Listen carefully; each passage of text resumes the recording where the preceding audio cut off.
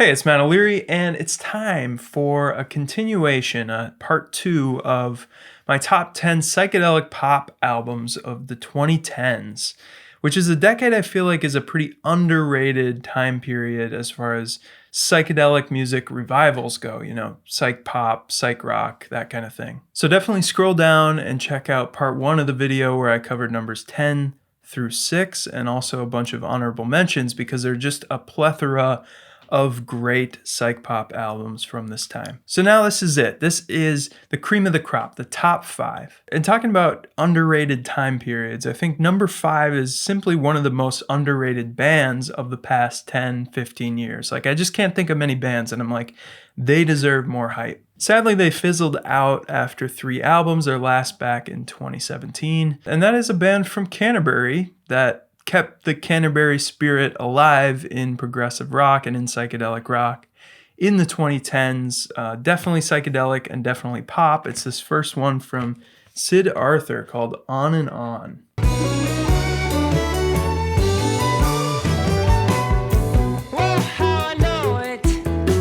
This is an interesting case because there's not really that one album from Sid Arthur that's a clear masterpiece, a clear standout from the others. I'd say their first 2 is better than the third, but just the pure sound of the band is just one of my favorite sounds that a band has ever produced. So, I weighed between the first and the second album, and I went with this one, the debut album, which just really has a special place in my heart and a real special place in my record collection. A brilliant album of pop hooks everywhere and winding proggy and folky instrumentation as well.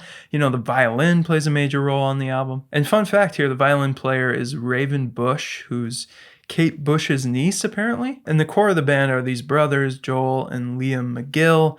Liam has just such a soulful, such a smooth vocal tone. This is maybe the proggiest album on my list, but there are clear, psychedelic influences here. And it's really that mixture of the jazzy, folky, Canterbury kind of sound with the fuzz guitar that's just such a good combo. It's really solid songwriting, and I think the first half of the album does outshine the second half a little bit, but it is really enjoyable from start to finish.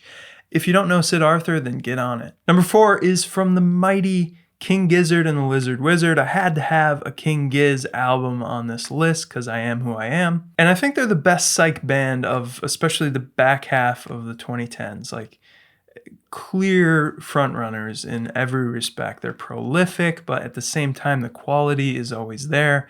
And speaking of that, I could have picked a lot of albums here, but nothing quite screamed psychedelic pop like this record, particularly the pop part. King Gizzard's Paper Mache Dream Balloon is my number 4, probably one of my most listened to albums since it came out in 2015.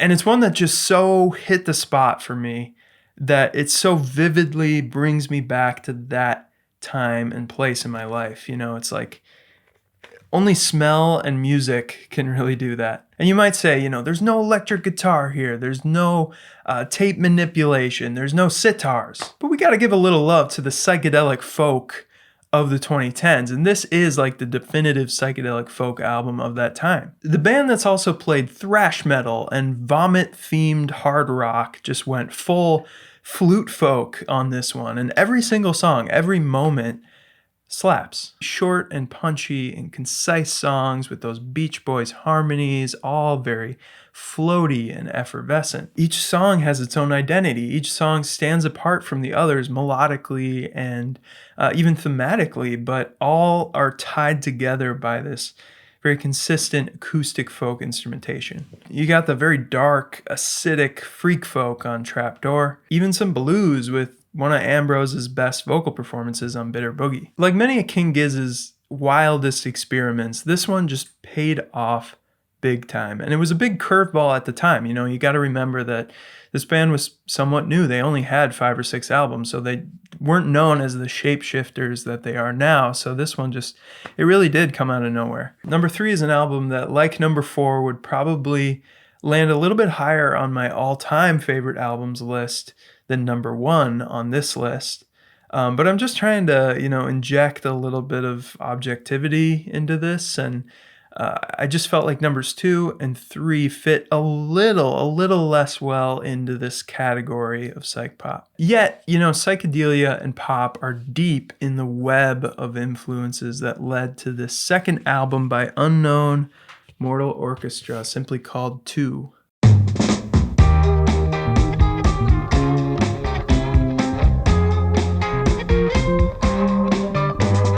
Lo-fi navel-gazing nonsense. Like, that's what I think some people's impression of this band is, and just their overall sound, but I think that comes from an unsophisticated ear. But what I hear is wildly inventive musicianship, which comes at you immediately in these chromatic, unique chord progressions right on the opener, this gorgeous arpeggiated From the Sun. Or the very bouncy The Opposite of Afternoon, which the guitar, the drums, the bass all play a massive role, and I have all these tasty little licks and fills to offer throughout the song as Ruben just insists on using every single half step on the fretboard. And I don't know if there's a tighter pop psych song than Swim or Sleep Like a Shark. That song is so sugary sweet, but I could listen to it 100 times in a row. Again, the interweaving bass and guitar lines, and the sharp lo-fi crackle of that snare drum with all those just brisk little fills. It's a fantastic and unique album with all these short and snappy songs and big old hooks like So Good at Being in Trouble, but also longer freak out jams with throbbing bass and plenty of Hendrix in the mix. The reign of 2015 continues with this next one on the list. This band made my favorite album of last year, and that was actually their first proper studio album since this one that I'm going to talk about came out.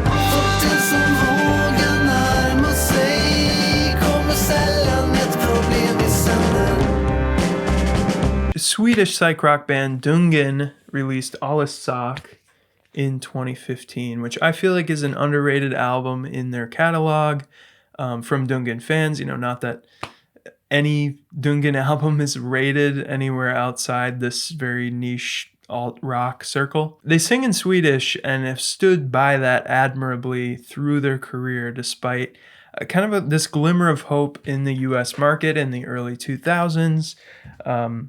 And, you think, like, could they have become Tame Impala? Could they have reached that kind of audience? I think singing in English would have made that easier. Obviously, this is just what they wanted to do. This was an honest expression, and I admire that a lot. And you just never know if they would have popped off in the US. I don't think their music is all that accessible or friendly to a US or any larger kind of market. But just in terms of craftsmanship, I think they're one of a kind. Sak is an expansive album of dense piano progressions and vocal harmonies and detailed guitar work, flutes and saxophones, and some of the nicest, just warmest drum tones. The song Frank's Cactus is, just say that in the most American way, Frank's Cactus. It's a killer instrumental track with this flute solo that eventually interweaves and intertwines with this guitar solo in the coolest and most unique way.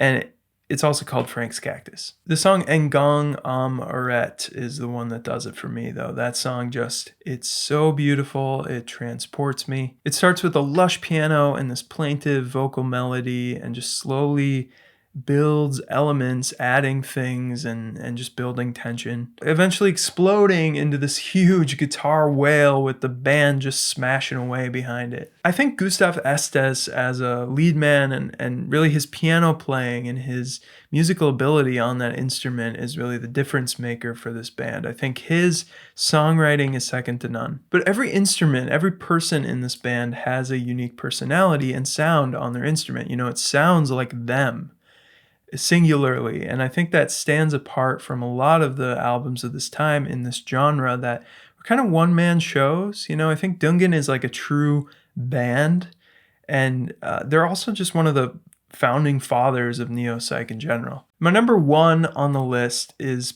probably the most obvious pick. It's a band that have just been hyped to high heaven and have become one of the most mainstream rock bands in the past decade. headlining festivals and even ending up on the Barbie soundtrack. And that is, of course, the mighty Tame Impala. It had to be them, and I really love the album Currents, but I feel like it's a little too like disco obsessed for this list in particular. I also love Lonerism, but the one that still does it for me is this debut album, Inner Speaker. Look at that cover. I mean, nothing could be more psychedelic. This album came very early on in this whole new revival, this neo-psych movement, and I think it really embodies the psychedelic aesthetic.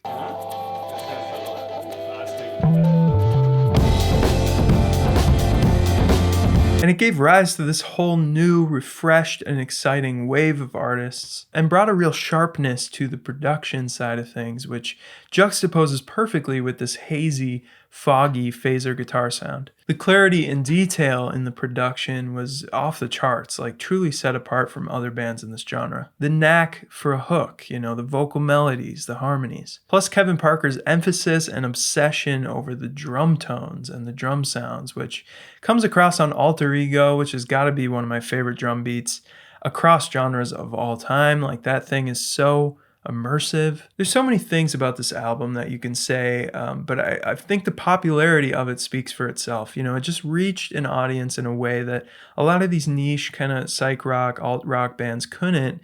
And rather than to its detriment, I think that speaks well of the album, that it captured people's imagination and attention in a new way, even though it was reviving old sounds. I wish Kevin Parker would focus a little bit more on the progression of Tame Impala, the movement, the evolution, than on all these kind of side projects and one-off projects. But the man's he's living his life, and he's having fun, being social, and doing what he thinks is best. And I think these first 3 albums are incredibly potent and remain that way. Considering when this came out, I think it like I said, started this whole new wave of bands and really got the whole movement jump-started. I remember being excited about this sound, listening to it in my car. And that's it. That's my top 10 psychedelic pop albums of the 2010s, a really solid decade for this genre of music. Again, go back and listen to part 2 where I covered numbers 10